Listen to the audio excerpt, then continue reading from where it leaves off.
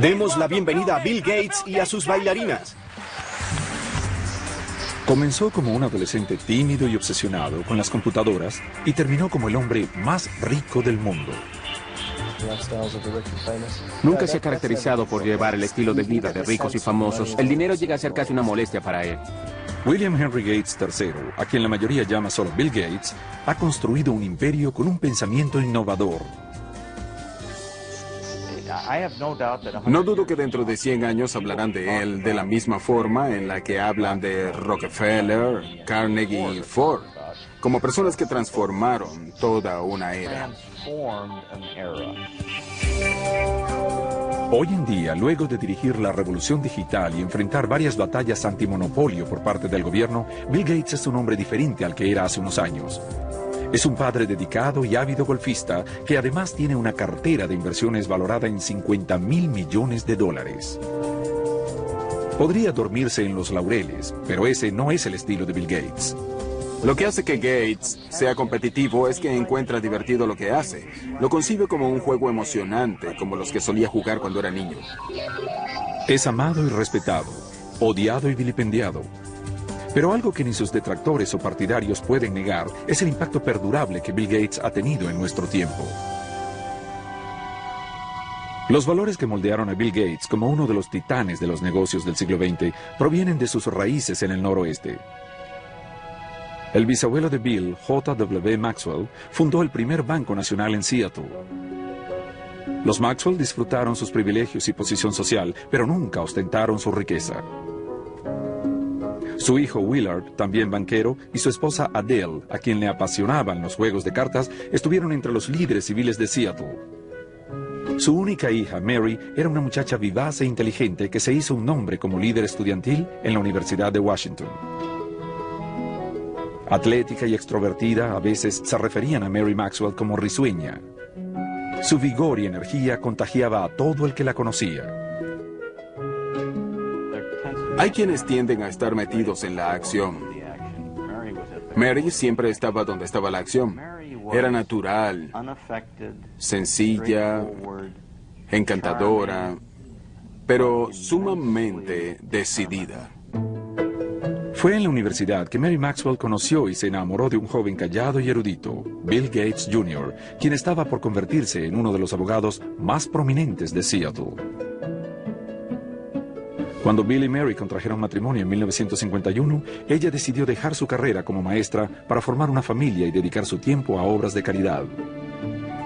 Christy, la primera de los 3 hijos de los Gates, nació en 1953, seguida de su hermano Bill Gates III, nacido el 28 de octubre de 1955, a quien le dieron el apodo de Trey.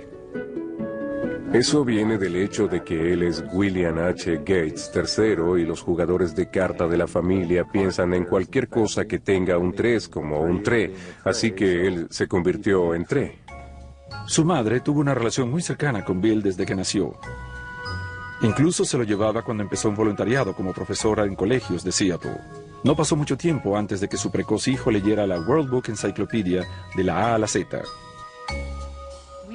A veces se perdía por horas y cuando le preguntaba qué estaba haciendo, me respondía, estoy pensando, madre.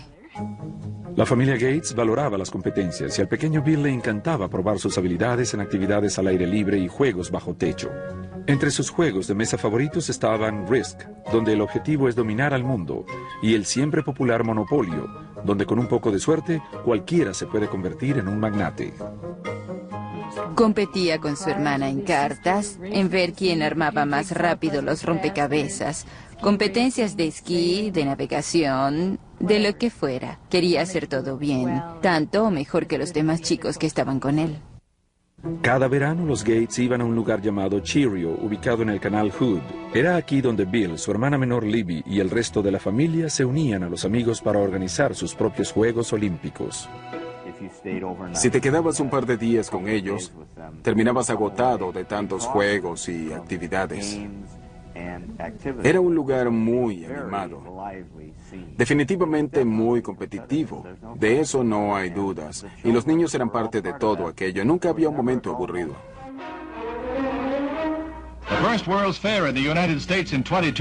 Cuando la Feria Mundial fue inaugurada en 1962, la familia Gates se apresuró a ver las maravillas pronosticadas para el siglo XXI, incluida la tecnología computarizada.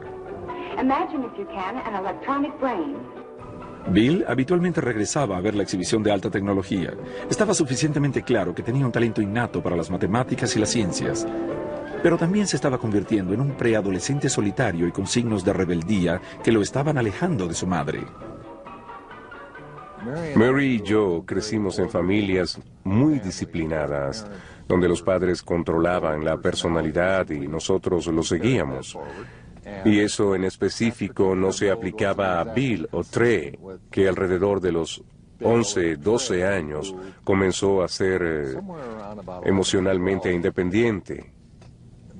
Estaba decidido a saber por sí mismo qué quería o no quería hacer, y eso fue muy difícil para nosotros, especialmente para Mary. Estaba un poco perdido. Se sentía incómodo en el colegio. No estaba seguro de lo que quería hacer con su tiempo. Obviamente era un chico muy inteligente, brillante, pero le faltaba una guía. Así que para ese momento empezó a ir a terapia y se cambió de colegio. A pesar de que los padres de Bill creían en la educación pública, sintieron que él encontraría más orientación y disciplina en Lakeside, la mejor preparatoria privada de Seattle. Empezó a alcanzar su plenitud en Lakeside. Era un estudiante excelente para matemáticas, era excelente en todo y era espléndido en teatro. Le interesaba leer diferentes tipos de libros y así sucesivamente. No estaba orientado únicamente a las ciencias y matemáticas, tenía una amplia gama de intereses. Cuando Bill comenzó la preparatoria en 1969, el programa espacial de los Estados Unidos estaba en su punto más alto. El Apolo 11 había llevado al hombre hasta la Luna en julio de ese año. Pero las computadoras que lo habían hecho posible seguían siendo gigantes que costaban millones de dólares y necesitaban un pelotón de gente para manejarlas. La mayoría de las escuelas no consideraban la posibilidad de comprar una computadora, pero Lakeside había hecho un trato que influiría en el destino de Bill Gates. Una compañía de Seattle le ofreció a la escuela que usara su computadora a través de un enlace. El joven Gates estaba encantado por las posibilidades de esta máquina primitiva y comenzó a pasar cada momento libre en la sala de la computadora. La historia que se cuenta con frecuencia es completamente cierta. Se levantaba por las noches, se iba a trabajar con la computadora y regresaba sin darse cuenta que se había ido. Bill Gates compartía su adicción con un estudiante de una clase más avanzada, Paul Allen, que no podía ser más distinto a Gates. No solo era 2 años mayor que él, sino también significativamente más grande. Mientras Allen era de naturaleza callada y contemplativa, Bill podía ser estridente y polémico. Sin embargo, esta extraña pareja estaba destinada a hacer historia juntos. Mientras asistía a la prestigiosa preparatoria Lakeside, Bill Gates conoció a Paul Allen, un estudiante de una clase más avanzada que compartía su obsesión por las computadoras. Paul Allen y Bill Gates se hicieron muy unidos al escribir códigos de programación juntos con los que de alguna forma competían, pero de vez en cuando peleaban. Un día Paul Allen votó a Bill Gates, que era más joven que él, de un grupo de programadores que habían formado. Sin embargo, luego se dio cuenta que necesitaba que Gates regresara. No podía continuar sin él. Al regresar Gates dijo, estoy feliz por haber regresado, pero ahora yo estaré al mando. Para 1970, cuando Bill solo tenía 15 años, él y Paul Allen se asociaron en un negocio. Los chicos tuvieron una ganancia neta de $20,000 con Draft O Data, un programa computarizado que crearon para medir el tráfico automovilístico en Seattle. A pesar de que Bill venía de una familia adinerada, estaba decidido desde el inicio a formar su propia fortuna. El padre de uno de los amigos de la infancia de Bill decía que tenía olfato para los negocios. Incluso durante su infancia, ya sabía el valor de un contrato. Y tanto era así que tenía un acuerdo para usar el guante de béisbol de su hermana mayor, que estaba firmado como un documento legal. En el verano de 1972, a los 17 años, Bill fue a la ciudad de Washington a trabajar como paje del Senado. Este contacto con la política y el gobierno le resultaría muy útil más tarde. Al regresar a casa en otoño, se tomó un descanso del colegio cuando a él y a Paul Allen les dieron la oportunidad de tener su primer trabajo real en una empresa de computación. Empezaron a hablar de iniciar su propia empresa, pero los Gates le insistieron a su hijo que terminara la preparatoria y estudiara en la universidad. Su madre se preocupaba por él porque era retrasado social. Bueno, tal vez lo era, pero tenía otras cosas en mente. No era descortés ni brusco. Tal vez iba a su propio ritmo. Es un genio y tiene prioridades diferentes. Bill se graduó del Lakeside en 1973 y sus padres se enorgullecieron cuando fue aceptado en la Universidad de Harvard. Así que dejó Seattle y se dirigió hacia el este, a Cambridge, Massachusetts. Como estudiante del primer año, le pasó por la mente ingresar en la Facultad de Derecho, pero ninguna clase de estudio inspiraba su imaginación como su trabajo con las computadoras. Bill era el tipo de persona que siempre estaba decidida a hacer lo que de verdad le interesa. Las cosas que menos le interesaban, que usualmente incluían las actividades académicas, las dejaba en manos de su talento. Recuerdo que hubo un curso de introducción a la literatura griega en el que él no hizo, si mal no recuerdo, ninguno de los trabajos durante todo el año. La noche antes del examen se quedó estudiando, se durmió en parte del examen e incluso con todo eso salió bien. No era sorpresa alguna que Gates se quedara dormido en un examen. Entre las clases y el tiempo que pasaba en el Centro de Computación de Harvard, parecía estar despierto las 24 horas del día. Siempre se enfocaba en lo que estuviera haciendo. Podía entrar en la habitación y, sin cambiarse la ropa, acostarse en la cama, que por supuesto no estaba arreglada porque no tenía tiempo para eso, y caer rendido, con la puerta abierta, la ropa puesta, simplemente se acostaba y se dormía. Luego, cuando recuperaba energías, se levantaba y regresaba a lo que estuviera haciendo.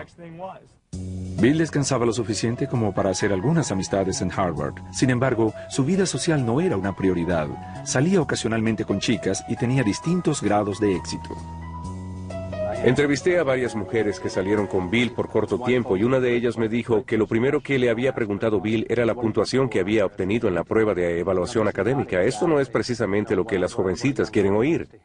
Sin embargo, para Bill Gates, que había obtenido una puntuación perfecta en la sección de matemáticas, era algo para sentirse orgulloso y quería que la persona con la que saliera también tuviera una puntuación alta.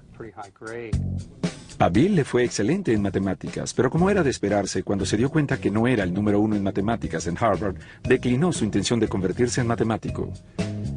Mientras mantenía abiertas sus opciones académicas, decidió adquirir nuevas destrezas fuera de clases. Dedicó gran parte de su tiempo a jugar videojuegos, especialmente póker. Algo que todos hicimos en nuestra época universitaria. Pero fue Paul Allen, el antiguo compañero de colegio y socio de Bill, quien le dio a Gates su mayor golpe de suerte. Allen se había mudado de Seattle a Boston por trabajo. En diciembre de 1974 encontró una revista en Harvard Square. La portada de Popular Electronics anunciaba la llegada del primer equipo pequeño de computación del mundo, el Altair 8800. Enseguida fue a mostrárselo a Bill. Gates y Allen supieron inmediatamente que había llegado el momento para la computadora personal. Vieron que esto venía con una fuerza y dinámica increíbles hacia la sociedad y se dieron cuenta de la oportunidad. El Altair había sido fabricado por una empresa pequeña en Albuquerque, Nuevo México, no muy lejos de un antiguo campo de pruebas atómicas en Álamo Gordo. Ed Roberts, director de la compañía, estaba buscando a alguien que creara el software para correrlo en su pequeña computadora. Gates y Allen lo convencieron de que eran los indicados para hacerlo y trabajaron día y noche en el Centro de Computación de Harvard durante 2 meses.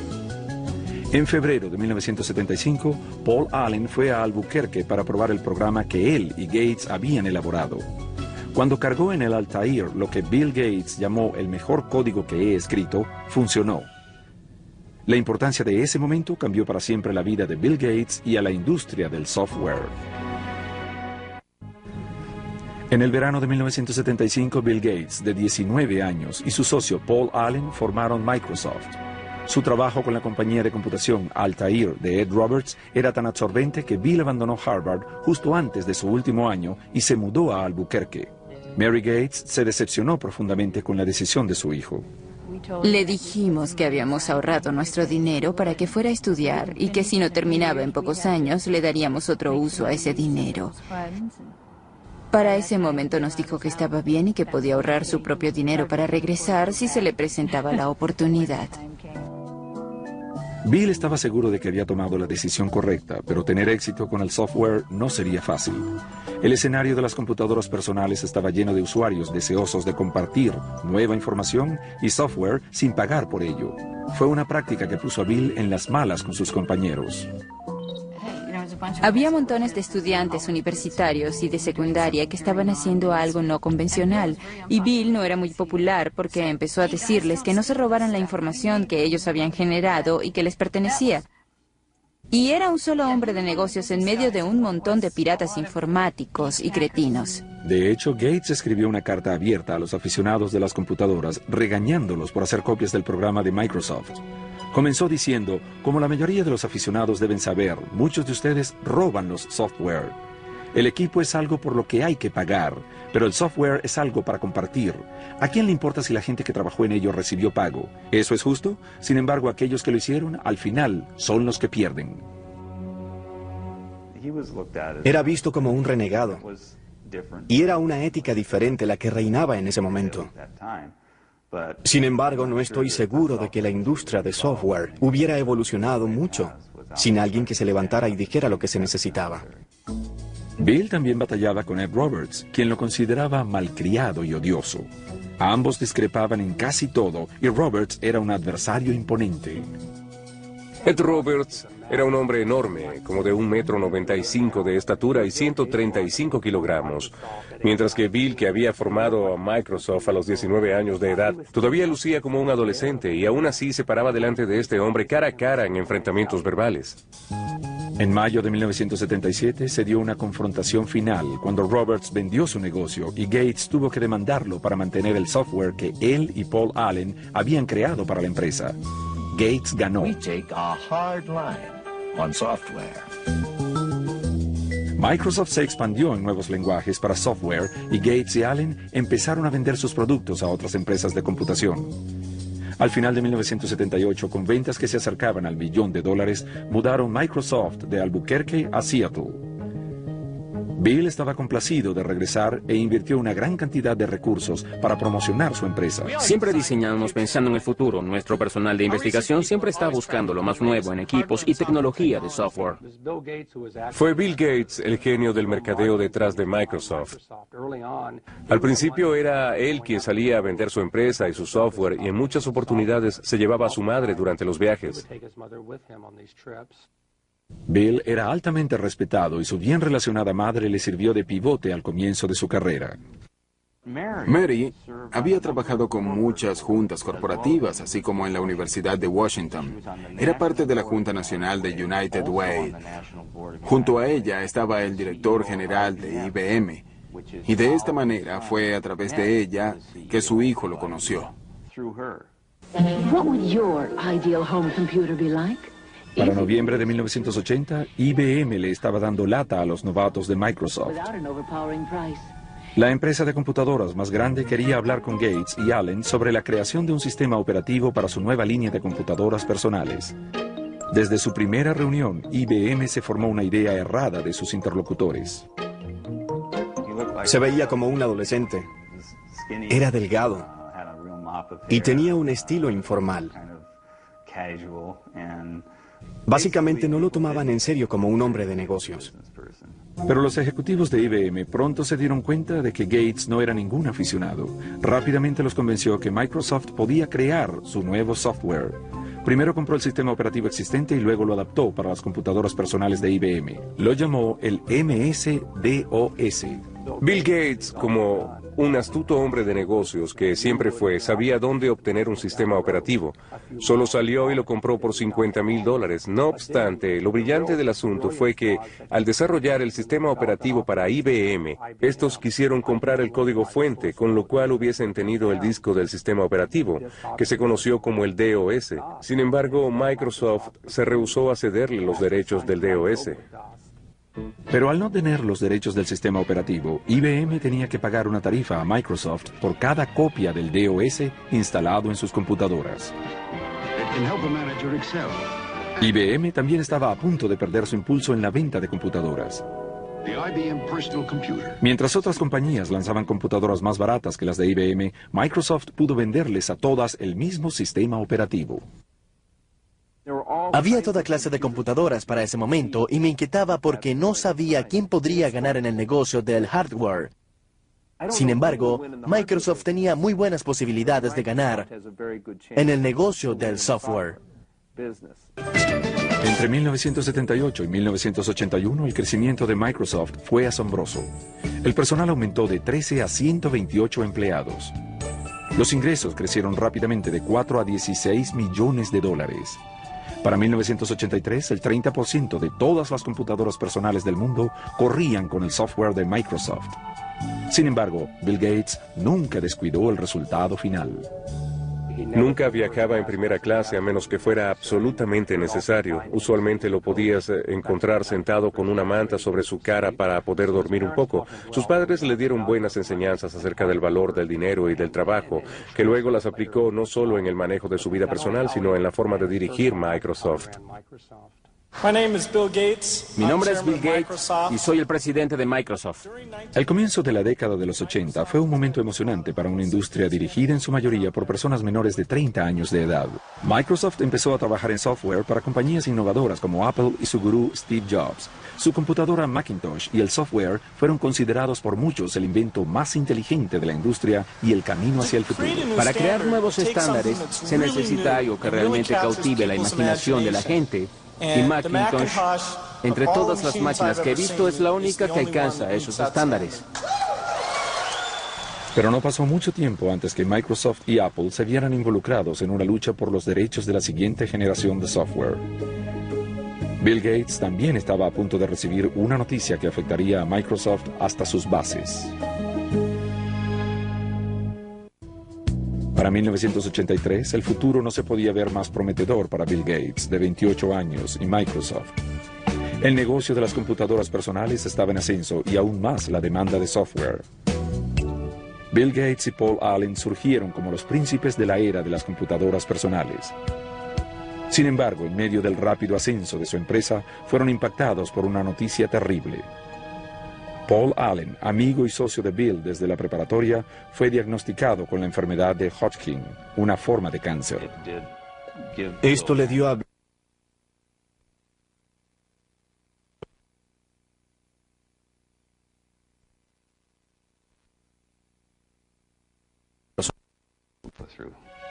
La enfermedad de Allen entró en remisión un año después.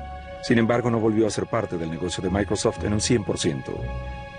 Este fue el fin de una era para los dos hombres de 30 años que habían creado una empresa de importancia mundial generando millones de dólares. Creo que la historia demostrará lo increíblemente dinámica que era en realidad su sociedad. Con frecuencia los comparo con Lennon y McCartney, de los Beatles. Las canciones que escribieron juntos son las que recordamos y oímos una y otra vez. Individualmente eran unos excelentes compositores y seguimos escuchando las canciones que escribieron por separado, pero de alguna forma juntos eran mucho más que la suma de sus partes. Y Paul y Bill eran así.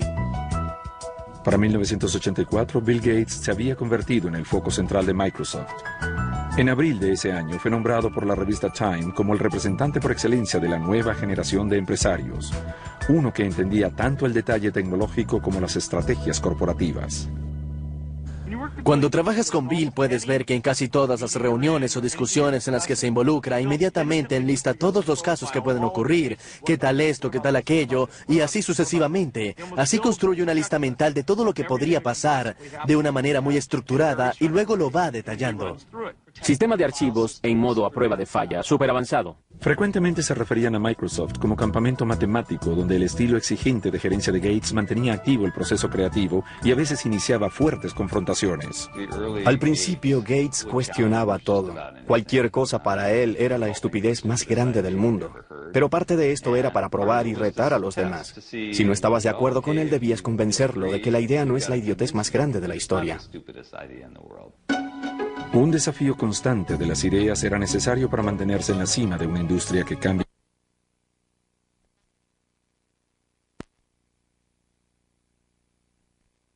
El lanzamiento de nuevo software nos convertimos en octámbulos. Hay una historia sobre Bill de Miriam Lubau, su asistente. Había llegado nueva a la empresa y una mañana entró y no supo si llamar a la policía. porque había un hombre durmiendo debajo de su escritorio, que resultó ser Bill. El esfuerzo rindió frutos. Microsoft contabilizó más de 140 millones de dólares en ventas durante 1985. En 1986, Gates presentó Microsoft Windows, que se convertiría en el programa estrella de la empresa. Los críticos pronto notaron que el uso del ratón y los iconos eran más que un pequeño parecido con el sistema operativo de Macintosh de Apple, considerado el más amigable para los usuarios. If you know how to point, you already know how to use it.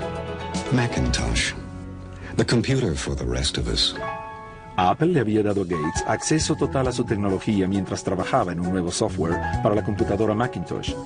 Gates había aconsejado a Apple que registraran su software. Sin embargo, Apple estaba más interesado en vender computadoras que softwares, así que ignoraron la sugerencia. Una vez más, Gates aprovechó la oportunidad y sacó ventaja. En esta industria competimos, pero también nos ayudamos. Una vez Bill habló conmigo y me dijo, soy tu competencia, aunque seamos amigos. No me cuentes información que no quieres que use en tu contra porque voy a competir contigo. Si me dices algo que sea útil para competir, lo voy a usar. Apple decidió que no iba a dejar que Gates se adueñara de su negocio y amenazó con demandarlo por Windows. Gates, en respuesta, dijo que retendría el software de Microsoft que Apple necesitaba desesperadamente para sus computadoras. Al final, Microsoft venció a Apple en la corte. Al final, Microsoft prevaleció al demostrar que, a pesar de que existían similitudes en la forma como operaban las computadoras, cada función individual de Windows era considerablemente distinta a las funciones de Macintosh. Aunque la primera versión de Windows tuvo sus fallas, le dio a Microsoft una nueva base financiera y creativa. En 1986, Bill Gates hizo pública su compañía. Mantuvo el 45% de las acciones, lo que lo convirtió en multimillonario a la edad de 31 años. Sin embargo, Gates nunca se sintió confiado sobre el estatus de su empresa. No quiere fracasar, y cuando sientes esa clase de miedo y te la pasas viendo por encima de tu hombro revisando que no haya nadie que pueda acercarse sigilosamente en cualquier momento, eso te consume, y a él lo convirtió en el ser humano más competitivo en la industria de las computadoras personales. Es emprendedor, tiene una intensidad candente. Gates también estaba ganando reputación de ser despiadado y algunos poderosos empezaron a alinearse en su contra.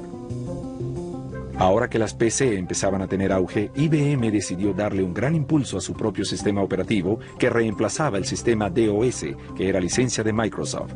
Se llamó el OS/2. Nos preocupaba el hecho que pudiéramos enfrentar la tormenta que se nos venía, sobre todo porque era muy fuerte.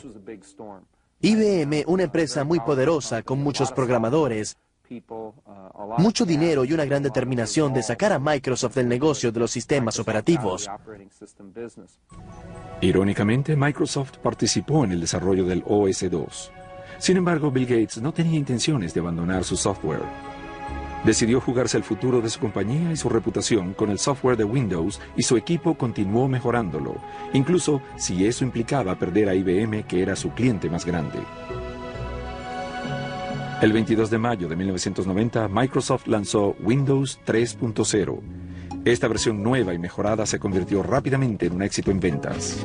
Al final, el OS/2 fracasó en el mercado, dejando a Microsoft prácticamente con un monopolio en sistemas operativos para PC. Con esto, la Comisión Federal de Comercio comenzó a denunciar que Gates estaba usando su dominio en los sistemas operativos para acabar con la competencia mediante la disminución de los precios de los productos Microsoft. Al parecer, el apacible presidente de Microsoft se estaba ganando una imagen destructiva. Bill Gates no es un hombre despiadado, solo necesita ganar y está dispuesto a hacerlo con o sin cortesía. No le importa. Un triunfo es un triunfo como sea. La guerra de precio no fue el único cargo imputado a Microsoft. En 1993, el Departamento de Justicia inició una nueva investigación. Gates tuvo que enfrentar a uno de sus adversarios más fuertes, el gobierno de los Estados Unidos. En 1993, Bill Gates y Microsoft se encontraban bajo una investigación del Departamento de Justicia de los Estados Unidos. Analizaron quejas según las cuales Microsoft les cobraba a los fabricantes de computadoras una tarifa basada en el número de computadoras vendidas, incluyendo las que no tenían instalado el software de Microsoft. Hacían que los fabricantes de computadoras le pagaran por el software de Microsoft sin importar que estuviera o no instalado en la computadora. De esta manera evitaban que sus competidores entraran en el mercado. El Departamento de Justicia acusó a Microsoft, la empresa de software más grande del mundo, de incurrir en prácticas desleales de contratación y mercadeo. En julio de 1994, Microsoft accedió a dejar de cobrar la tarifa en cuestión y el Departamento de Justicia desechó el caso. Gates nunca admitió que Microsoft tuviera un monopolio y sostuvo que simplemente proporcionaba un software mejor a un precio más bajo. No somos depredadores que vamos por ahí comiéndonos todo. Salimos al mercado con estas cajitas, estos paquetitos de software amigables que los instalas en tu computadora y puedes divertirte y hacer tu trabajo usándolo. Pero para los inversionistas no era así de simple. La investigación gubernamental y las peleas con IBM y Apple provocaron una caída del valor de las acciones de Microsoft. Ahora había más presión que nunca en lanzar la siguiente versión de Windows. Gates encontró formas ingeniosas de disminuir la tensión. Apareció en comerciales de la empresa en compañía del ejecutivo estrella de Microsoft, Steve Ballmer. A veces hacía entradas dramáticas al tratar de vender su compañía en las convenciones de software. Una vez llegó como el señor Spock de Viaje a las Estrellas. Gates también estableció los microjuegos. Esta competencia de juegos entre los trabajadores de Microsoft es una reminiscencia de los juegos de su infancia en el canal Hood. Era como un campamento de verano para adultos. Todos íbamos a su casa y pasábamos meses pensando en qué juegos íbamos a tener. También hacía las veces de maestro de ceremonia. Formaba los equipos cuidando la dinámica entre nosotros y la forma en la que interactuaríamos. Y así participábamos en esos juegos que parecían de campamento de verano y fue en unos microjuegos donde conocí a Melinda. Melinda, antes conocida como Melinda French, era una chica de 28 años, graduada de la Universidad de Duke, con un posgrado en administración. Había trabajado como ejecutiva de Microsoft por varios años. Estaba muy claro para la familia y amigos de Bill que ella era la mujer con quien Gates, de 37 años de edad, había decidido pasar el resto de sus días. Salió con Melinda por un tiempo antes de que se casaran, así que los vi juntos por varios años. Siempre me pareció que había algo muy especial entre ellos, un alto nivel de intimidad y conexión intelectual que era efervescente. Es una persona maravillosa, la pareja ideal para él. Muy inteligente, organizada, solidaria, apegada a su familia y orientada hacia la vida familiar. Bill y Melinda se casaron en Hawái el 1 de enero de 1994. En la víspera de la ceremonia, Bill preparó una serenata muy especial para Melinda. Consiguió que Willie Nelson cantara la noche antes de su boda y fue una gran sorpresa. Bill se levantó y dijo, realmente amo a Melinda y me encantaría cantar para ella esta noche. Pero como no cantó muy bien, le pedí a un amigo que cantara para nosotros. Así que fue una gran sorpresa. En Melinda, Bill encontró una compañera que le dio esa felicidad a nivel personal que tanto había buscado, además de comprender las exigencias profesionales de su negocio. Sin embargo, a pocos meses de su matrimonio, la felicidad que Bill compartía con su familia se convertiría en dolor. A su madre Mary, quien había sido su aliada más fiel, le diagnosticaron cáncer de seno. Falleció en la mañana del 10 de junio de 1994. Bill corrió a casa para estar con su madre. Llegamos esa noche a casa luego de haber sido detenido por un oficial de policía por exceso de velocidad. Por supuesto, el oficial lo reconoció. Por cierto, no era la primera vez que lo detenían por esta causa. Y al observarnos, nos preguntó qué pasaba, porque las lágrimas me corrían por el rostro. Él le respondió, lo siento, es que mi madre acaba de morir. El oficial nos dejó continuar con la condición de que redujera la velocidad. Estaba profundamente afectado por la muerte de su madre. Todos lo estábamos.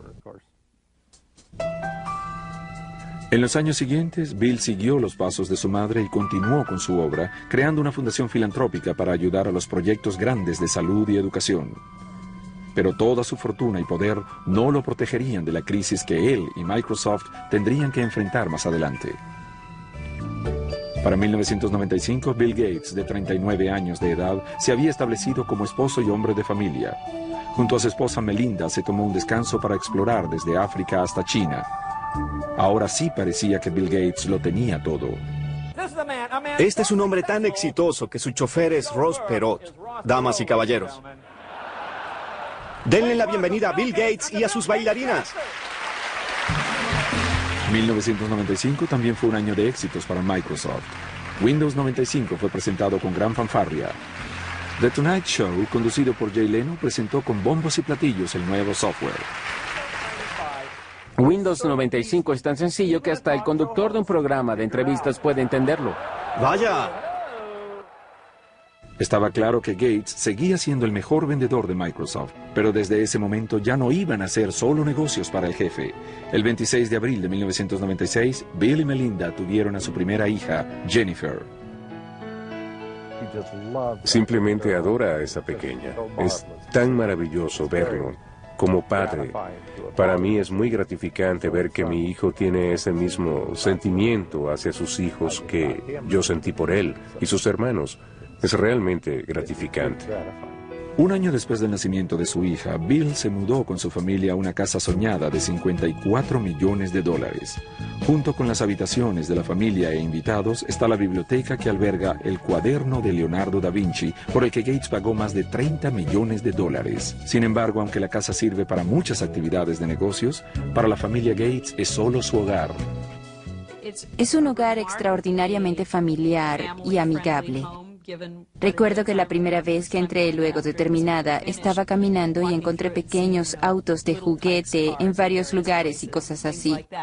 No es una casa antiséptica en la que temes tocar o sentarte en cualquier lado. Mientras la vida personal de Bill Gates se desarrollaba plenamente, su vida profesional se frustraba. Para 1997 encontró que estaba bastante retrasado en el aprovechamiento del mercado de Internet. Una empresa llamada Netscape dominaba las ventas de los usuarios de Internet, el software requerido para tener acceso a las páginas web. Gates se propuso cerrar la brecha, incluyendo Explorer, su propio navegador, con cada copia de Windows. Muchos lo vieron como una jugada sucia, una movida para eliminar a su principal contrincante. Si Microsoft escoge poner en desventaja a Netscape o a cualquier otro competidor, entonces el consumidor no tendrá una oferta justa y cuando esto sucede, el mercado no puede funcionar efectivamente. En 1998, Gates fue citado en el Senado, donde alguna vez fue paje, y se le acusó de dirigir un monopolio ilegal. Espero que mi testimonio ayude a la Corte a resolver el problema con este caso. Eso sería lo mejor para los consumidores y la industria. Es por ello que estoy aquí. Gracias. El Departamento de Justicia del presidente Bill Clinton, conjuntamente con 19 estados, presentó una demanda antimonopolios contra Microsoft. Fue en su categoría la demanda más grande en la historia de la industria de las computadoras.